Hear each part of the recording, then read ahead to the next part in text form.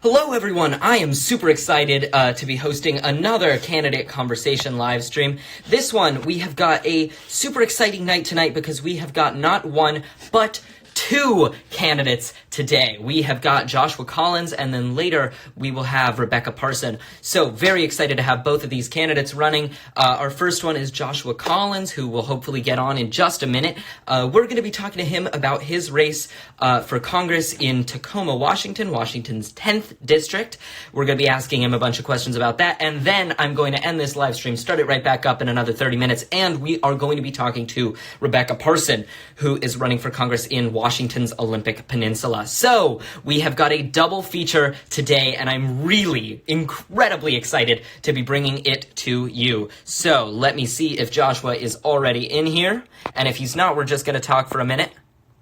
He is not, which is all good. We are going to be bringing him in just a moment.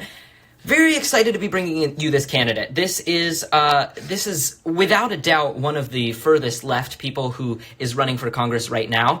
Not only that, though, he's definitely the furthest left person that we have ever had on candidate conversations. So we're going to be asking him a bunch of questions about his positions. He's got some things that have been pretty controversial, and he gets asked about them a lot, and we're going to ask them for you. We're going to ask Joshua Collins. We're going to ask him why he thinks that the CIA should be abolished. We're going to ask him why he thinks that private golf courses should be abolished. Very exciting questions to be asking this candidate, and most importantly, we're going to be asking Joshua Collins why you should get involved, why you should get excited about politics, and most importantly, how you can get involved in Joshua's race, because, you know, we're all nothing without being able to get to be able to get involved in politics. Does that make sense? Hopefully it does. All right, so checking once again to see if Joshua's in here. Ah, there he is. Awesome. So he is coming in. Connecting. Hi. Joshua, how's it going, man? Good. Yeah. For some reason, I couldn't hear you until you added me. Weird. Oh, you're all good. No stress. No stress. Cool. Glad. Yeah, hopefully everybody else can hear. They'll start talking to me in there, and if that happens, we'll just kind of restart it. But Joshua, I am so incredibly excited to be bringing you on. Let's get down like right into it. Sure. Let's talk to everybody about you, why you decided to run for Congress, and where your district is. So I'm 26. Oh. Yeah. I'm 26 years old. I'm a truck driver. I'm also autistic. I have been to 48 states as a truck driver, and I've been a trucker for 5 years. I decided to run for Congress in part because of Bernie Sanders' campaign and his messaging on, you know, if you're working class and you should run for something. And seeing AOC and her success, and then seeing some of the success on like the congressional level in my state, made me decide to shoot for it. You know, in particular because I had a pretty bad congressman. He was a Democrat who was conservative, frankly, said he would never support Medicare for all, would never support a Green New Deal, and was just not in line with any of the beliefs of like the youth or activists or the left in general. And frankly, didn't really serve the working class and more served corporations. So you got involved, you got excited about going to this race, but the person who you were originally running against, Denny Heck, in Washington's 10th district, he's not running anymore. You started your campaign as a race against him, and then he said, nope, I'm going to leave. I'm going to go. Yeah. So you immediately got a ton of challengers. You were originally his only primary challenger, is that right? Yeah. You immediately got a ton of challengers. You've now got 8 people are in this race other than you, or including you? I think there are 9 other people now. So, wow. So this is turning into a hugely packed race. Tell everyone what sets you apart in this race. Well, I'm the only person in this race who is a blue collar worker. I'm the only person with who isn't a career politician. I am also the only person on the left anywhere who is actually funded by small donors. There are 4 Democrats in my race. All 4 of them are funded, you know, with the vast majority of their money coming from large donors, and some of them taking corporate PAC money and lobbyist money, et cetera. And so that is one way I really stand apart from them. And we also have a very progressive platform compared to the others. Got it. That's very exciting. You're definitely the person. Would you say, actually, I'll ask you this. Would you say that you're the furthest left person running in your district? Yeah, definitely. Definitely. And let's talk about that policy platform, because alongside some things that we've brought in a ton of other candidates onto this series for, Medicare for All, a Green New Deal, which I'll definitely be asking you about, your campaign platform has raised a lot of eyebrows. It's got some things that are a little bit controversial in them. Namely, number one among them is abolishing the CIA. Why should we abolish the CIA? Well, the CIA is a rogue agency that has been overthrowing governments for decades and decades. They're unaccountable. They have done so many illegal things. They funded terrorist groups. They helped train the soldiers for Osama bin Laden. They propped Osama bin Laden up. They have overthrown governments all over the world, particularly socialist governments, and led to mass destability all over the world. They often go against the interests of the UN and against the interests of the Pentagon. And frankly, they are an agency that I don't think should exist, based on their history and their clear demonstration that they are not willing to respect human rights and international law. How do you, I mean, obviously, when you talk something out like that, when you throw out points like that, it sounds like something that's super simple. But when your campaign platform just says something super blatant like abolish the CIA, and you hear people say that, do you fear that that's going to turn off voters who are not as up to date on politics as you? Voters who maybe generally liked Jenny Heck, who liked Joe Biden, but might not be in favor of like an abolish the CIA kind of message? Yeah, I mean, so abolishing the CIA has been a policy that's been at the forefront of politics a couple times, most notably when JFK advocated for it. There's a quote from him, something along the lines of taking the CIA, shattering it into a million pieces and scattering into the winds. That was before he was killed, but it was a very popular idea back then because people saw the impact that the CIA was having, particularly on the global South.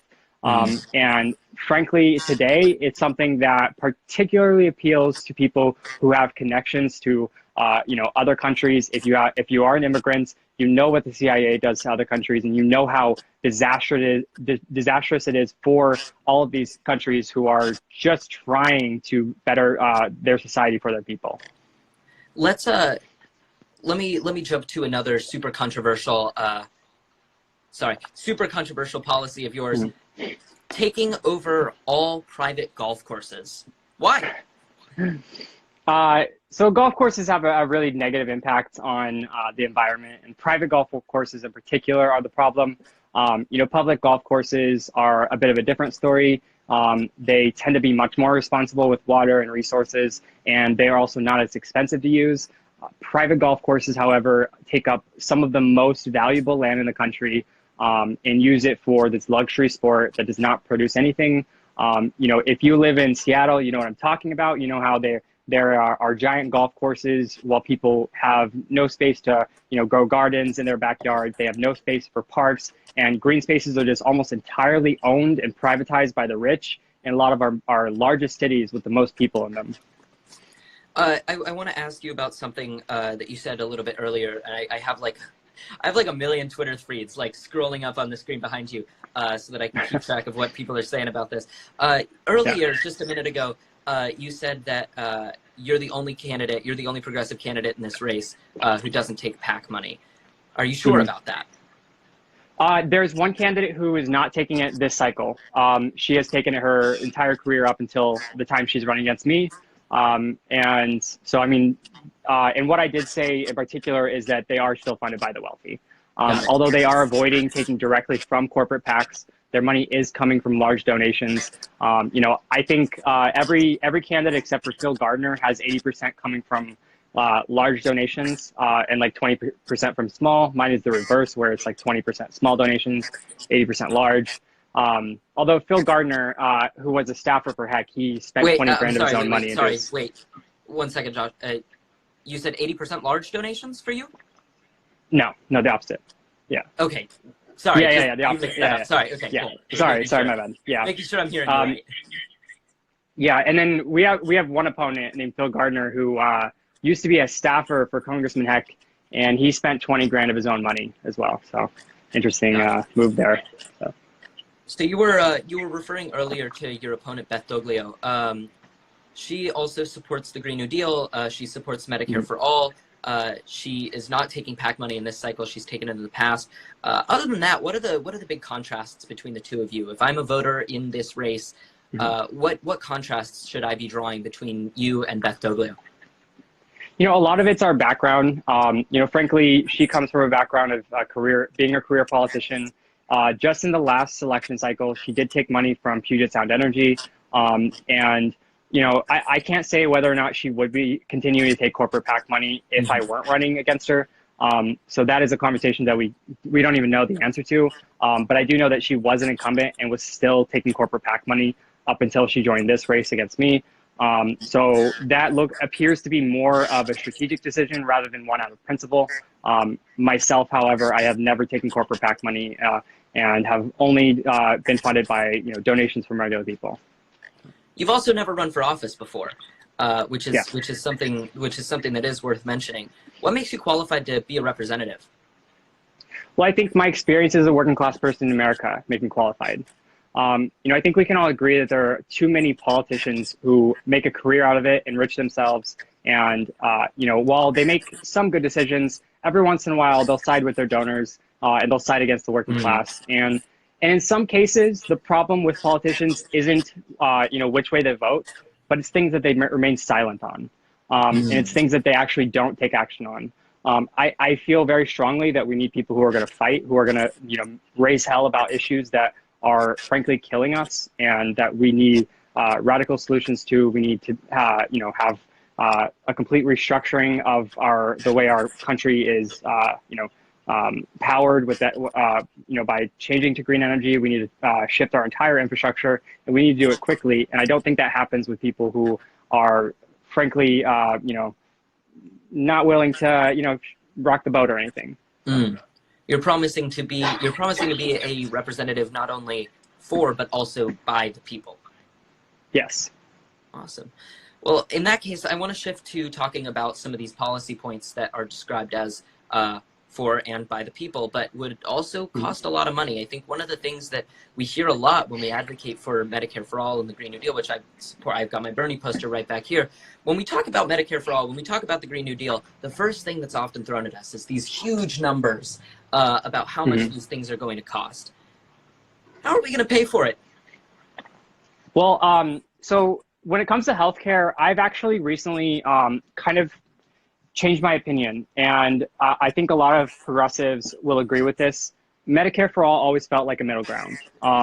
I strongly believe that we need to have a community-owned healthcare system, very similar to England's. And for anyone who knows about healthcare funding around the world, the UK has one of the most inexpensive and efficient systems for any modern advanced country in the world. They have a national health system, and while no one's healthcare system is perfect, theirs is better than ours on several metrics. And that's the kind of system I think we should move towards, one that is owned by the community as a whole, and that also makes sure it takes care of healthcare workers and gives them a healthy and safe work environment. So you're advocating actually not for Medicare for All, but something a little bit further, a system like the United Kingdom's NHS. Yes, I've always supported Medicare for All, but personally, I think we should actually go all the way and have a national healthcare system. I see. You didn't actually answer the question, though, which is, I mean, a system like that costs even more than a Medicare for All system. How are we going to pay for policies like the Medicare? Sure, yeah, go ahead. Well, actually, a national healthcare system, based on how other governments have done it, it's actually significantly cheaper. When you do have, when you do pay into health insurance, you're not just paying for the profits of the health insurance industry. You're also paying for the profits of the hospitals, of the pharmaceutical companies. And frankly, I don't think we need to continue allowing profit in our healthcare system. I think we need to actually remove that factor entirely by having it be something that's owned and controlled by the community itself. Remove the profit motive entirely and make it community operated. Yes, which would save money, frankly. Absolutely. So I want to shift to something that I've been looking at. Been looking at your FEC reports for a little while right now. First of all, important question is your April Federal Election Commission filing. Where is it? It's not available on the website. Yeah, it's on the FEC. You have to Google it though. So it's not. Yeah, looked for yeah, it a little while I mean ago. it's up there. We filed it pretty recently. So Okay, got yeah, it. So it was filed. You've put in yeah. an FEC report. You can Google Joshua Collins FEC report. Click on campaign committee and bring all that up. So, but yeah, we have filed. I And will do I that think right you can now. go And I to will. yeah, I think you can go to Open Secrets right now, and you can see the basic breakdown of my campaign donations and stuff. So Got it. I will come back to yeah, that on you. I want to ask a couple of other questions about your filings. Your March FEC filing, which is what I was going off of here, shows 68. okay. Let me move that over here. Here we go. Your March FEC filing, it shows $68,000 in cash on hand, no debts, Yeah. which is incredible. That's a huge amount of money for Yeah. somebody running in a congressional race like yours. So first of all, huge congratulations to you. That is an incredible amount of money to raise on a people-powered campaign. My point here is, though, that should be more than enough money to pay interns $15 an hour. Not to mention, yesterday on Twitter, you mentioned that you raised $1,700 just yesterday. Your own campaign platform says in point 15 of Revitalize Unions, eliminate all exceptions from existing workplace protections in federal law. To me, what that sounds like is you feel like everybody who's working, whether they be paid in tips and in wage labor, or as interns or as fellows, should be paid at least $15 an hour. Joshua, how do you justify not paying your own interns? What are you talking about? So my understanding is that your interns are unpaid. Can you confirm or deny that? No, I don't know. I know our field director began as an intern and is now our field director and was paid. So was paid while they were an intern? Yes. You can look at my campaign expense reports. Yeah. I have. Yeah. Do you part of our campaign campaign staff. have campaign interns? I don't know of any. You don't know? Okay. Got it. So that's definitely a question that we can come back to. Another question out of your FEC diversements. I want to talk about printing a little bit. Since February of 2020, you've spent $3,084.76 at a union print shop, Gibson Print. That print shop is in Alexandria, Virginia. What are you printing, and why are you printing it out of state? There's definitely union print shops in Seattle. So we had experiences with a lot of print shops here where we weren't being taken seriously, and frankly, we were having to wait up to a month for our printings to be actually done. And they were all saying that they were backed up, and I understand that, but we had a lot of needs that were pretty urgent. Now there's a printer in Virginia who is union. This printer's Gibson Print. They were struggling. They were considering taking on business from the primary challenger of a pretty well-known progressive, and they didn't want to have to do that. We took them on as our printer, and that has allowed them to continue only serving progressive candidates.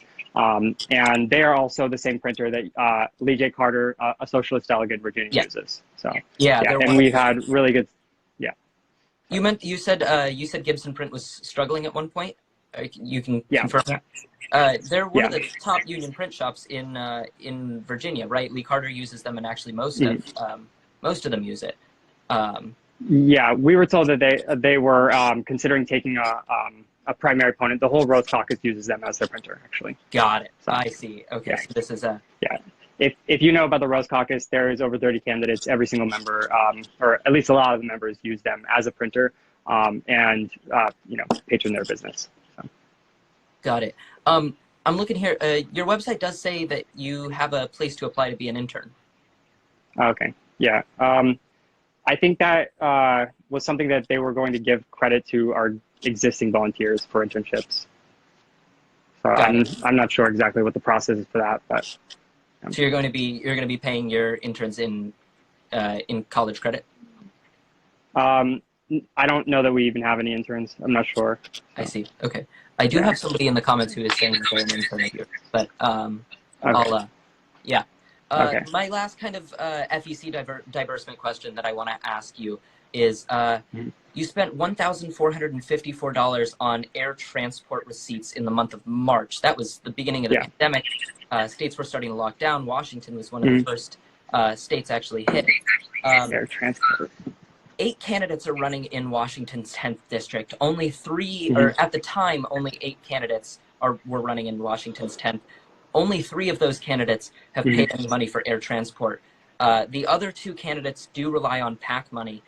It takes only about an hour and 10 minutes to drive from side to side of Washington's 10th district. What was that air transport money spent on? I don't know if that was actually something that was charged on that date. I'm not. I think that was actually moving costs from significantly earlier.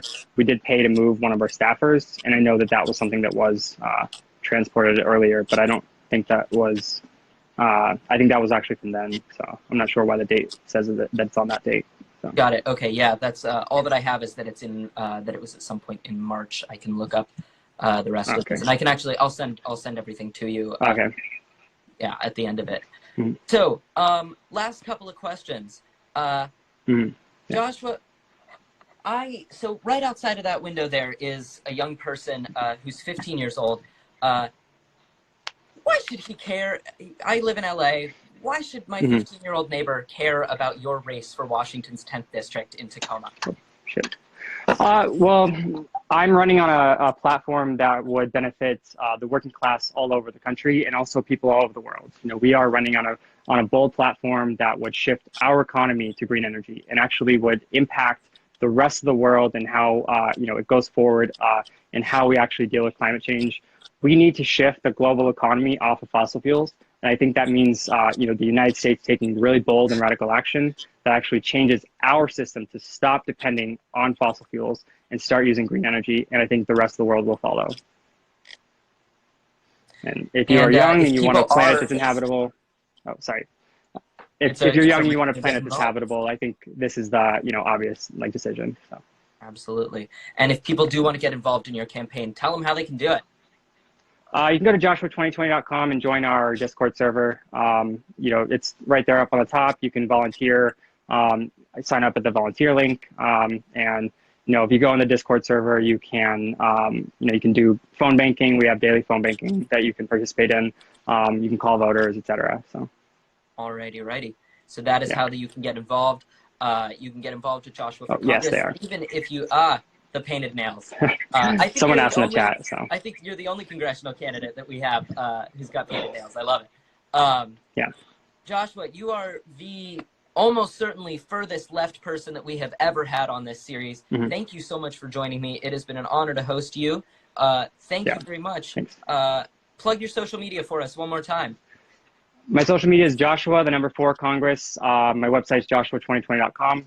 You can check it out and come help us out. You can donate if you like. I think you have to be 18. Otherwise, there's extra requirements. And if you want to check out some of my other interviews, you can look me up on YouTube, just Joshua Collins or Socialist Truck Driver, any of that stuff. So any of those kinds of things. Alrighty. Thank you so much, Joshua. Thanks for joining me. And this is our first ever double feature. So I'm going to end this live stream. I'm going to upload this to IGTV. It's going to come right up here. And then we are going to go live with Rebecca Parson, who's also running in Washington. So thank you for joining me, Joshua. Thanks. Bye. Bye-bye.